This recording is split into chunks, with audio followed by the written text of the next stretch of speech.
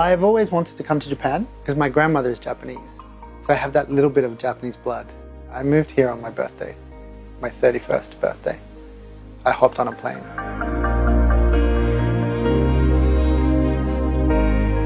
I was working at State Theatre Company in South Australia, and I'd been there for 2 years, and we made 8 shows a year.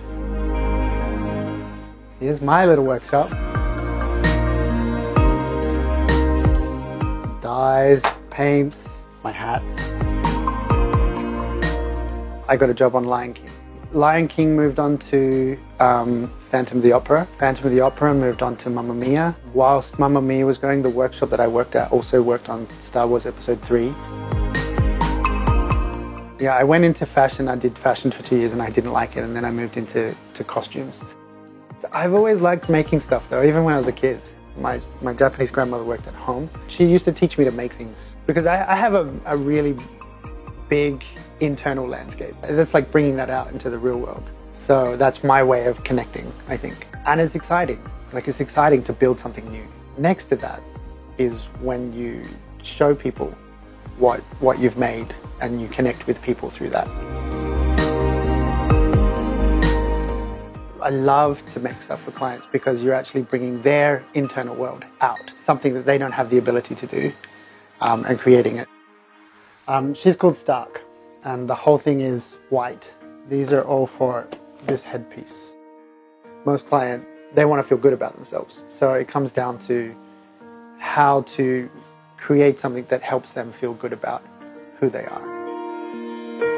You've got to give yourself the opportunity.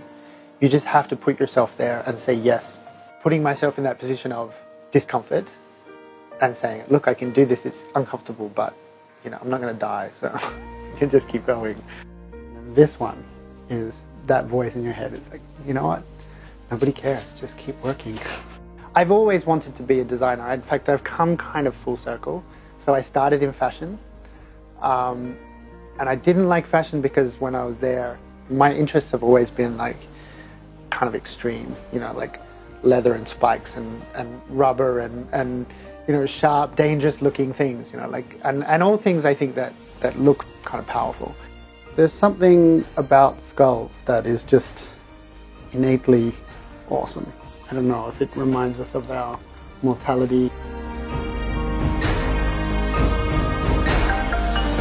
Because there's always a battle when you're creating stuff too. Like when I'm making stuff, sometimes I get that initial passion, that initial drive, and then halfway through you start to go, what if this is no good? And that comes down to self-doubt. And I think that you can get rid of self-doubt by doing things that you're not comfortable doing. Style is about projecting something out into the world. It tells the world something about that you want to tell the world. So really trying to push helping people do their creative thing as well. Because when people come to me and talk about their creative stuff, it gives me energy. So it kind of comes back as well. Yeah, I want to head in that design direction and freelance direction, but also if I can help people along the way, that would be awesome. God gave you a gift. The very least you can do is tell people about it and share it with the world.